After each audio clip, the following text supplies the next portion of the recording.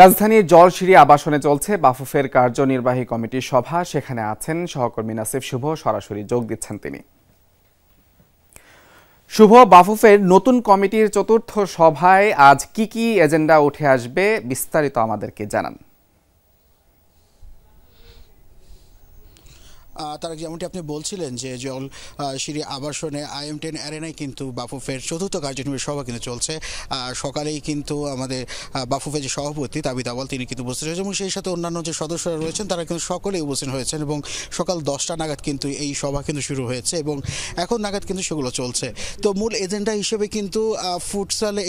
FC futsal কোয়ালিফায়ারের যে বিষয়টি রয়েছে সেগুলো ছাড়াও আরও অন্যান্য বিষয় রয়েছে এবং অন্যান্য বিষয়গুলোর মধ্যে সবচেয়ে আলোচিত যে বিষয় অর্থাৎ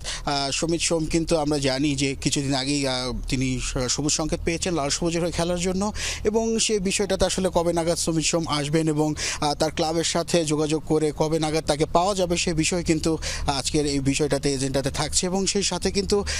বাংলাদেশ এবং সিঙ্গাপুরে যে ম্যাচটি রয়েছে FC কোয়ালিফায়ারের এবং সেটি জাতীয় স্টেডিয়ামে দীর্ঘদিন পর সেখানে খেলা ফিরছে এবং সেই উন্মাদনাকে আরও বাড়তি মাত্রা যোগ করার জন্য যে প্রয়োজনীয় পদক্ষেপ দরকার সেগুলো কিন্তু নেওয়ার কিন্তু চেষ্টা কিন্তু চলছে এবং সেই সাথে টিকিটের যে দাম নির্ধারণ সেটি কিন্তু আজকের এই সবার মাধ্যমে কিন্তু আসবে এবং সেই সাথে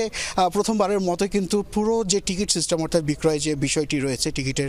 বন্টনে সেটি কিন্তু পুরোপুরি অনলাইনের মাধ্যমে করার চিন্তাভাবনা রয়েছে আর সেই ডিসিশনও কিন্তু এখান থেকে আসার বিষয় রয়েছে এবং সেই সাথে কিন্তু আপনারা এর মধ্যে অবগত আছেন যে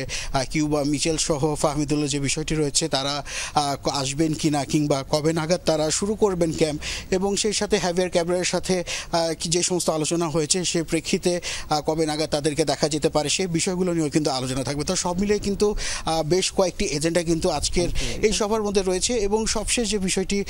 জানিয়ে রাখতে চাই যে এই বিষয়টাকে কেন্দ্র করে অর্থাৎ বাংলাদেশে যে নতুন উন্মাদন অর্থাৎ হামজা চৌধুরী আগমনের যে বিষয়টির উপর ভিত্তি করে যে বিষয়টি রয়েছে দেশের ফুটবলে নতুন করে জাগরণ সৃষ্টি হয়েছে সেই বিষয়টিকে তারা পুরোপুরি নজরে রাখছেন এবং সেই সাথে হামজা যে বিষয়টি রয়েছে তিনি অবশ্যই এই ম্যাচে খেলছেন। হামজা এবং শ্রমিকদের যে উপস্থিতিটা সেটি কিন্তু শতভাগ নিশ্চিতের লক্ষ্যে কিন্তু তারা কিন্তু কাজ করে যাচ্ছেন এবং সেই সাথে হামজা কবে নাগাদ যোগ দিবেন সেটিও কিন্তু আজকের এই মিটিং থেকে উঠে আসতে পারে ধারণা করা যাচ্ছে। তারেক,